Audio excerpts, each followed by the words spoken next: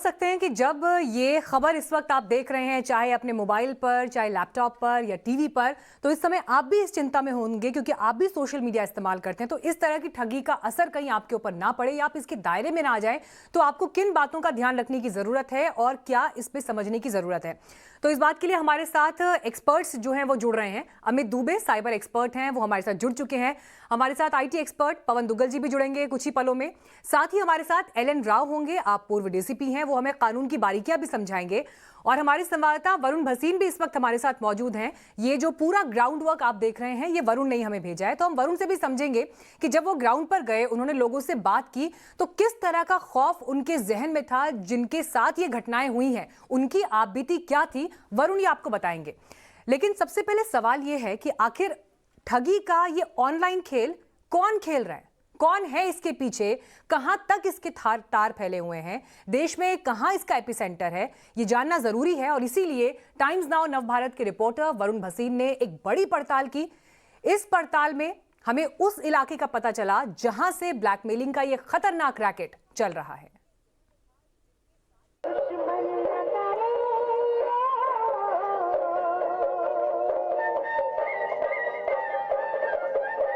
ये छोटी सी बच्ची जिस गांव में खेल दिखा रही है, वहां बेहद खतरनाक खेल चल रहा है। हालांकि इस बच्ची का उससे कोई लेना देना नहीं, क्योंकि वो खेल पर्दे के पीछे चल रहा है। सवाल यह है कि आखिर ऑनलाइन ब्लैकमेलिंग के इस धंधे को चला कौन रहा है, इस स्कैंडल के पीछे कौन है, ये चल कहां से रहा है, इसका गढ़ कहां है। टाइम्स नाउ नवभारत की स्पेशल इन्वेस्टिगेशन टीम ने जब पड़ताल की तो हमें सेक्सटॉर्शन के नए एपिसेंटर का पता चला और इसलिए हमारे रिपोर्टर वरुण भसीन वहां के लिए रवाना हुए।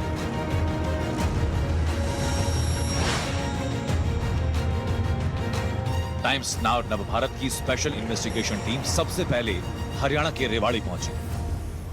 इस वक्त हम रेवाड़ी के पास एक गांव में पहुंचे हैं। वहां पर हमने जानकारी ली है, पुलिस चौकी बीरनवास थाना है, यहां पर हमने आकर जानकारी ली कि किसी तरीके के मामले सामने आए हैं।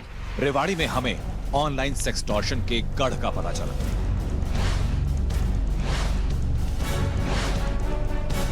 ये वो इलाके हैं जहां कई राज्यों की पुलिस आए दिन गुनहगारों की तलाश में आती रहती है। आए दिन यहां रेड पड़ती है, आरोपी गिरफ्तार होते हैं। ऑनलाइन ठगी के अड्डों की जानकारी मिली तो टाइम्स नाउ नवभारत की स्पेशल इन्वेस्टिगेशन टीम रेवाड़ी से तफ्तीश करने राजस्थान के अलवर के लिए निकल पड़ी।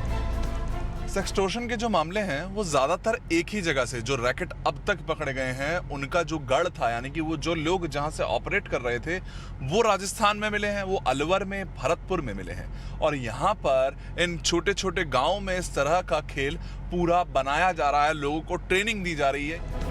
हमारी टीम दिल्ली से 240 किलोमीटर का सफर कर अलवर पहुंची।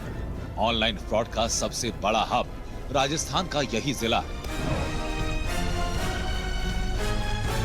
इस वक्त हम पीपरोली गांव में पहुंचे हैं, जहां सिर्फ 2 दिन पहले 10 लोगों को पकड़ा गया था। पुलिस ने खुद जानकारी दी है कि यहां पर हमने उन लोगों को कुछ मोबाइल्स के साथ, फर्जी सिम्स के साथ और इसी तरह के जो ऑनलाइन सेक्सटॉर्शन का प्रकरण है उसके बीच में पकड़ा था। यानी कि आप समझिए कि वो एक्टिव नंबर थे, उनको तेलंगाना की पुलिस लेने आई थी। अब उन 10 लोगों को तेलंगाना की पुलिस अपने साथ ले जा चुकी है, यानी कि वो जो जुर्म का जो गढ़ है वो बनते जा रहे हैं ये छोटे छोटे गाँव। अगर मैं गाँव के नाम बताऊं तो इस वक्त सैमला खुर्द की बात करूं, बझेड़ी गांव की बात करूं, सैदमपुर की बात करूं, कैमसा गांव की बात करूं या फिर मेवात की तरफ नूह गांव की बात करें, या बहुत से ऐसे इलाके हैं जो इस ऑनलाइन खेल के अब गढ़ बनते जा रहे हैं। अलवर के पिपरौली गांव के बाहर ही एक दुकान पर हमें कुछ स्थानीय लोग नजर आए। हम उनके पास गए, बातचीत शुरू तो लोगों ने जो कुछ बताया उससे यहाँ चल रहे उस खतरनाक खेल का खुलासा हो गया जिससे आजकल पूरा देश जूझ रहा है। कब से बढ़ रही है, क्या हो रहा है, मतलब कि 2-3 साल से हो रहा है ये काम। तो 2-3 साल हो गए हैं। अब तो वो फिर चीजें बदलती रहती हैं, लेकिन वो हमने खुद देख रहे हैं जैसे अब क्या लोगों के पैसा आ गया तो घर के घर बन गए। वो तो है ही, तो पैसा से तो सब कुछ पूर्णता चक्कर थी। सिखा कौन रहा है, मतलब अगर मैं देखूं गांव, आप तो देखो गांव के रहने वाले पुराने व्यक्ति, लेकिन सिखा कौन गया आपके गांव? ओपन में तो सर कोई बताता नहीं है। ओपन में नहीं बताता। अब ये तो लगा जब कोई नहीं तो ऐसा कोई मालूम नहीं हमको तो कौन के क्या कर रहा है कौन नहीं कर रहा है। अखबारबाजी होते जब हम भी नाम पढ़ देते हैं उनका। अब आपको लगता होगा कि यार मेरे गांव से पुलिस 10 लोगों को गिरफ्तार करके लेके गई है, तो आपको खुद तब पता चलता है या आपको जब मालूम पड़ता है, जब मालूम पड़ता है, नहीं तो वैसे कोई मानने को तैयार नहीं है। इस तरफ के ज्यादा बढ़ता क्यों जा रहा है? मतलब ऐसा होता है कि हर 10 दिन बाद हमको दिल्ली में सुनने को मिलता है कि जी इस रामगढ़ गोविंदगढ़ ये कैंपसला जो भी हर जगह इस तरीके के लोग आते हैं, तो कोई तो सिखा रहा है, कोई ट्रेनिंग चलने लग गई, कोई कोचिंग चालू हो गई। ट्रेनिंग में कुछ नहीं है, ट्रेनिंग तो नहीं है। अब ये है कि जैसे लड़का है वो पढ़े लिखे लड़के आजकल ये बड़ा मोबाइल चला जब से सब काम खराब हो रहा है, तो सब लड़के कर रहे हैं, पढ़े लिखे लड़के हैं जो वो कर रहे तो हैं। आपके गांव में अब जो लड़के हैं आपको लगता ही होगा कि इनको अगर आज ध्यान देना जरूरी है, नहीं तो कल को क्या करेगा? सर अब क्या करें, अब कोई से कहें तो भी मुश्किल, ना कहे तो भी मुश्किल। अब तो बदनामी तो है ही, बदनामी तो गाँव की तो है ही। बुरा लगता है गाँव की बदनामी। सही बात है, बदनामी। आज भी ऐसा है कि वो गढ़ है, अभी पकड़े नहीं गए हैं, लोग बहुत होंगे, तो अब उनको सुधारने के लिए आप अपनी तरफ से कुछ करते हैं गांव में क्या? नहीं सर, वो कहते हैं कि भाई भैया काम में मत करो, गांव की बदनामी हो रही है, पर पैसे इतना बुरी चीज़ है, जब मकान बन रहे हैं, कोई के कुछ बन रहे हैं, पैसे कमा रहे हो, तो अब उनको तो कोई वो से बदलाव तो अच्छी नहीं लगती, वो पैसा की बात अच्छी लगती है। इसी बातचीत के दौरान गांव वालों का वो दर्द भी सामने आया जो 24 घंटे इनका पीछा करता है। आप इतने सालों से रह रहे हो, नाम आता है अखबार में, अच्छा थोड़ी लगता होगा? अच्छा नहीं लगे साहब, बदनामी है बहुत ज़्यादा, शर्म भी आती है। बाहर का आदमी आप ही पूछ रहे हो तो भी शर्म आती है, क्या भी शर्म आ रही है। हम जब- पूछ रहे हैं तो अभी हाँ, आपको बुरा जब- लग रहा है कि मेरे गांव का नाम ऐसे खराब होता है। अब क्या करे, गुंडा का आगे नहीं चल रही, चक्कर तो ये है, वो पैसे कमा रहे हैं बस, पैसे के चक्कर में कुछ लड़के हैं, ये है, उनको सिखा गया कोई, यही गलती है, बस ये है। वही वाली बात है। तो क्या क्या कर सुधारना कुछ मतलब अपने पंचायत वगैरह में सर, कुछ? ऐसा है जैसे अब ये गांव है पिपरोली, हाँ। चौकी सरेटा नंगड़ा, तो सबकी बदनामी, पंचायत की बदनामी, तो 2-4 बार इकट्ठे करके भी इनको समझाया है कि भाई गलत काम मत करो, उससे पूरा गांव की बदनामी होती है। अब जो वह टाइम ना मना कर दें पीछे, फिर कोई निकल जाए तो क्या करें? ऑनलाइन फ्रॉड के इस काम को गांव के पढ़े लिखे नौजवान अंजाम दे रहे हैं। सवाल ये कि आखिर वो ऐसा क्यों कर रहे हैं? उनके दिमाग में इस खतरनाक खेल का जन्म कैसे हुआ?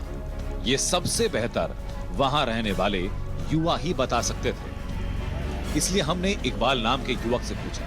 जवाब आपके सामने। आप तो यहाँ बचपन से रह रहे हो, कैसे मतलब कि यहाँ के लोग आखिरकार कैसे इन चीजों में फंस गए? जी ऐसा, एक तो देखो जो बेरोजगारी है ना, अब जैसे माने कि जो MA BEd जो लोग पढ़े लिखे हैं, रोजगार है नहीं, तो अब उनको इस तरीके की लत में फंस गए हो। मतलब बेरोजगारी की वजह से ना फैक्ट्री में काम मिल रहा है ना कहीं जॉब मिल रहा है, तो घर बैठे तो ऑनलाइन चलते रहते हैं।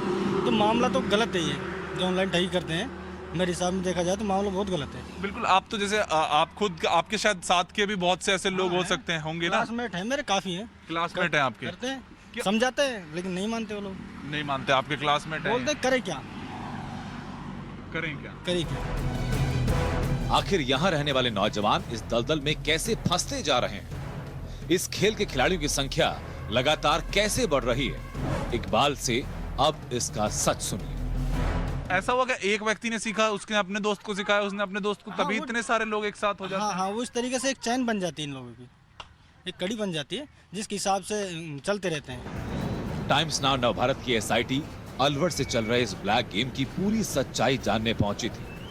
बिना गांव के अंदर गए पूरी हकीकत सामने नहीं आ सकती थी और इसलिए हमारी टीम गांव के अंदर दाखिल हुई। ये वो गांव हैं जहां पर छोटे छोटे मकान, शायद इंटरनेट भी अच्छे से नहीं आता होगा, जो नेटवर्क हैं वो हमारे फ़ोन तक में नहीं आ रहे हैं। तो आप सोचिए कि किस तरह से इन छोटी छोटी जगहों से अब वो पूरा जो प्रकरण है वो चलता है, वो ब्लैकमेलिंग का जो खेल है वो चलता है, जहां पर पूरी तरह से पक्के मकान भी नहीं है। उन जगहों पर इस तरह का अब गढ़ बन चुका है। गांव में पेड़ के नीचे खाट पर बैठे हमें कुछ लोग नजर आए। हमने इनसे बात की। इन्होंने बताया कि लड़की के नाम पर उगाई का काम गांव के चंद लोग ही करते हैं, पर बदनाम पूरा गांव है। तो गांव का नाम आया, पुलिस आती है, कुछ लोग गिरफ्तार करती है, तो क्या लग रहा है अब? वो बुरा लग रहा है, बुरा लग रहा है। बदनामी हो रही है। बदनामी हो रही है। बदनामी हो रही है। क्या लग रहा है? बदनामी हो रही है। क्या लग रहा है? तो क्या हुआ, मतलब कि मतलब ऑनलाइन फ्रॉड ये सब, मतलब कि क्या एकदम ऐसे कैसे हो गया कि यहाँ के लोग सीख कैसे गए, गांव में कैसे सीख गए हम लोग? मतलब ये पता नहीं भाई सब कैसे सीख रहे हैं। तो युवा हो, आपको तो समझ भी आती होंगी चीजें, तो क्या कौन कर देता है, क्या कर रहे हैं? अरे साहब इन चीज़ों कौन देख रहा है, कौन कर रहा है, सब दिन बाहर बाहर गाड़ी घोड़ा में रह रहा कर रहा बाहर इनका मन। तो पुलिस आई पकड़ा, मतलब तो यहाँ पर से हो रहा है, मतलब कोई बड़े पुलिस तो नहीं पकड़ रहे, जो मुजरिम कर रही है साइड सारे असल। अगर मान चल मैं कर रहा हूँ मेरे घर आ रही डायरेक्ट पुलिस। हम ऐसे काम से सख्त नाराज हैं। पूरा तो लगता ही है कि गांव का नाम आता है। सब बुरा लगे। सैमला खोड़, बझेड़ी, सैदमपुर, कैम्पसा, पिपरौली, अलवर की ये वो गांव हैं जहां से पूरे देश में ऑनलाइन स्कैंडल को बड़े पैमाने पर अंजाम दिया जा रहा है। ये रैकेट एक एक करके कई गांवों तक फैलता जा रहा है और इन्हीं गांवों में से एक है रामगढ़।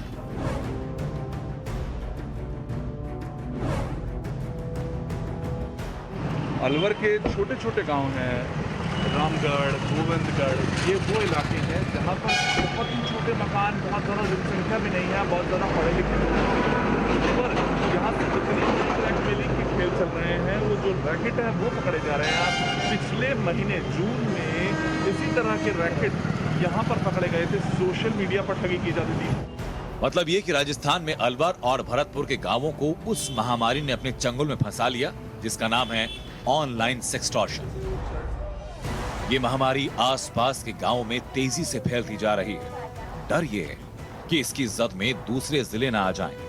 इन गांवों को बचाना है, इसके लिए पुलिस, सरकार, साइबर सेल और आम लोगों को साथ आना होगा। इस खतरनाक बीमारी की दवा खोजनी होगी। Varun Bhasin, Alwar, times now Navbharat. तो वरुण भसीन की ये आपने पूरी रिपोर्ट देखी जो उन्होंने दिखाया ग्राउंड पर क्या हो रहा है एग्जैक्टली, और इसी पर बातचीत करने के लिए इस वक्त हमारे साथ खास मेहमान जुड़ गए हैं। हमारे साथ साइबर एक्सपर्ट पवन दुग्गल इस वक्त मौजूद हैं, अभय दुबे जी हमारे साथ मौजूद हैं, और साथ ही former DCP and lawyer Alan Rao साहब हमारे साथ मौजूद हैं, और वरुण भी जुड़ गए हैं। एलन राव साहब, मैं शुरुआत आपके साथ करना चाहूंगी क्योंकि हमने ये पूरा का पूरा ग्राउंड इनपुट अभी वरुण की इस रिपोर्ट के जरिए देखा। हम तो अपने गांव को वहां की मिट्टी के लिए, वहां की खुशबू के लिए, वहां की मेहनत के लिए, और वहां पर जो कल्चर है, किस तरह से वो भारत की असली तस्वीर प्रेजेंट करते हैं, इस वजह से जानते हैं। लेकिन ये जो तरीका है जहां पर गांव में पैठ बनाई जा रही है ऑनलाइन ठगी के लिए, वहां के लड़कों को इस्तेमाल किया जा रहा है। जब आप इस खबर को देख रहे हैं तो आप इसकी क्या बारीकियां समझ पा रहे हैं और कहां तक ये तार जुड़ा हो सकता है? वाई अलवर क्यों चुना गया, क्यों ये गढ़ है?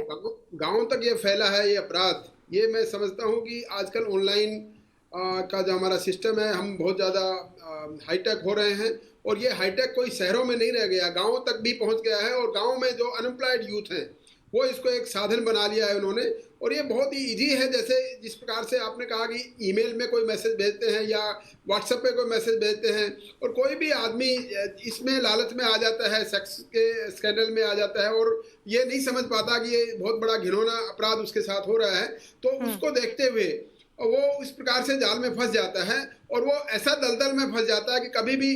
अच्छा, दूसरी बात जो बड़ी इंपॉर्टेंट बात जो आपने बताई है कि वो छोटे छोटे अमाउंट डिमांड करते हैं। पहले छोटे छोटे अमाउंट डिमांड करने की वजह से कोई भी आदमी बेइज्जती महसूस कराने की वजह से बहुत ज्यादा पैसा मांगेगा। मसलन 5,000 रुपए, 10,000 रुपए, 5-10,000 रुपए देंगे तो मान लो एक बार दिए, और ये इनका फ्रीक्वेंसी बहुत ज्यादा है। मान लो एक दिन में 20 आदमी से 5-5 रुपए ले तो उनका तो 1 लाख रुपए बन गया ना। लेकिन 20,000 आदमी 5-5 हजार रुपए देते हुए कोई वो करेगा नहीं, या 10-10 हजार रुपए दे देगा, वो रिपोर्ट नहीं करते। सबसे बड़ी दुर्भाग्यपूर्ण बात यह है कि लोग रिपोर्ट नहीं करते हैं, और रिपोर्ट नहीं करेंगे तो पुलिस की जानकारी में ये पहुंचेगा नहीं, पुलिस के डेटा नहीं बनेंगे, और इस प्रकार से बहुत ही सातिरपने से ये अपराध किया जा रहा है। और ये गांव में पहुंचने की जो बात आपने कही है, वो उसका मेन रीजन समझता हूं गांव के यूथ अभी मिसगाइडेड मिसाइल की तरह काम कर रहे हैं, और अनएम्प्लॉयमेंट एक मेन रीजन है, और उसकी वजह से ये लोग अर्ली मनी कमाने के लिए ये सब काम करने में। ठीक है पवन दुग्गल जी, जो बात यहाँ पर एलन राव साहब ने की बहुत इंपॉर्टेंट है कि लोग पुलिस के पास नहीं पहुंच पाते, क्योंकि देखिए एक तो यहाँ पर हनी ट्रैप का मसला भी जुड़ा हुआ है कि लड़कियों के नाम पर खूबसूरत फोटो, खूबसूरत प्रोफाइल के जरिए फंसाया जा रहा है, लेकिन इस पूरे पिक्चर में लड़कियों का कहीं पर इस तरह से इस्तेमाल किया नहीं गया है। और जो व्यक्ति खुद इस मामले में XYZ वजहों से इन्वॉल्व हो गया, वो क्या मुंह लेकर पुलिस के पास जाएगा? ये सबसे बड़ी वजह है जो उसको रोक देती है पुलिस के पास जाने से। लेकिन कैसे लोग बचें, कैसे इस सर्कल से, इस चक्रव्यूह से बाहर निकलें? देखिए, ये ऐसा डर का, पैनिक का चक्रव्यूह है कि अगर आप उसके अंदर धंस गए तो धंसते चले जाएंगे। हमेशा याद रखना पड़ेगा कि आज कुछ भी हो गया हो, कल सुबह फिर सूर्य उगेगा और एक नया दिन की शुरुआत हो। तो रिपोर्टिंग करना तो अत्यंत आवश्यक है। मेरे पास इस तरह के बहुत सारे केसेस आते हैं। आज भी दोपहर में ठीक इसी प्रकार का केस मेरे सामने मेरे दफ्तर में आया है। और हालांकि हम एडवाइस कुछ भी करें, लोग अक्सर एडवाइस के बाद भी कोशिश करते हैं, कहते हैं अच्छा सोच के बताएंगे रिपोर्ट करना या नहीं करना। देखिए, रिपोर्टिंग जब तक आप करेंगे नहीं तब तक आगे नहीं बढ़ सकते। और अगर आपने पैसे दे दिए तो आपने कंफर्मेशन दे दी कि आपके पास क्षमता है पैसे देने की। आज पहले 5-10 हजार रुपए हैं, कल 50 हो जाएंगे, परसों 5 लाख रुपए होंगे और वो आपका जीना बिल्कुल दुश्वार कर देंगे। ये एक नया प्रॉब्लम, चुनौती है जिसको कानून अभी इफेक्टिवली डील करने में सक्षम नहीं है। क्यों? क्योंकि अगर मैं सेक्सटॉर्शन के संदर्भ में कानूनी प्रकरण पर, प्रावधानों पर नजर डालूं तो पाता हूं कि भारत के पास सेक्सटॉर्शन को लेकर कोई विशिष्ट कानूनी प्रावधान मौजूद नहीं है। यहाँ तक कि भारत के सूचना प्रौद्योगिकी कानून में भी सेक्सटॉर्शन मेंशन नहीं है। हालांकि आप कुछ इनडायरेक्ट ऑफेंसेस के माध्यम से भारतीय दंड संहिता में और भारत के आईटी एक्ट में केसेस दर्ज कर सकते हैं, लेकिन पुलिस के पास जाओ तो पुलिस भगा देती। लोगों को पहले डर है कि लोग आपके बारे में आपको बॉडी शेम करेंगे, नेम शेम करेंगे, कहेंगे आपने खुद ये काम गलत क्यों किया। और उसके बाद लोगों को डर है कि कहीं ना कहीं पुलिस के हाथ में ज्यादा हैरेसमेंट उन्हें फेस करनी पड़ सकती है। तो कहीं ना कहीं जब तक आप सरकार होने के नाते आप एक सिटीजन फ्रेंडली अप्रोच नहीं अडॉप्ट करेंगे, जो लोगों को, विक्टिम्स को इस तरह के एक्सटॉर्शन रिलेटेड जो मामले हैं वो बिना नाम दिए हुए दर्ज करने की जब तक आप फ्रीडम लोगों को नहीं देंगे, तब तक इस तरह के जो बंदिशें हैं, इस तरह की जो चुनौतियां हैं लगातार सामने आती पड़ती रहेंगी। कानून में संशोधन की आवश्यकता है, लेकिन जो वर्तमान कानून है वो भी फिलहाल इस्तेमाल किया जा सकता है। लेकिन पुलिस अधिकारी वो भी नहीं करना चाहते क्योंकि उन्हें लगता है कि ये तो माइनर्स ऑफेंस है, वो तो बड़े ऑफेंसेस के लिए पैदा हुए हैं, चाहे वो रेप, किडनैपिंग, मर्डर के सॉल्व करने के लिए हो। तो लिहाजा इन छोटे ऑफेंसेस को ना तो वो रजिस्टर बिल्कुल, ये सर आपने बहुत इंपॉर्टेंट पॉइंट यहाँ पर उठाया कि कम से कम हमें मेंटली इस बात के लिए तैयार होना होगा कि इस तरह के जो अपराध हो रहे हैं जमीन पर, उसके खिलाफ रिपोर्टिंग बहुत जरूरी है और उस तरह से उसे एड्रेस किया जाना भी जरूरी है। अभयजीत से भी मैं इस पर जवाब लूंगी और वरुण आपको बताएंगे उनकी आंखों देखी, लेकिन पहले रुक कर लेते हैं इस वक्त की हेडलाइंस का।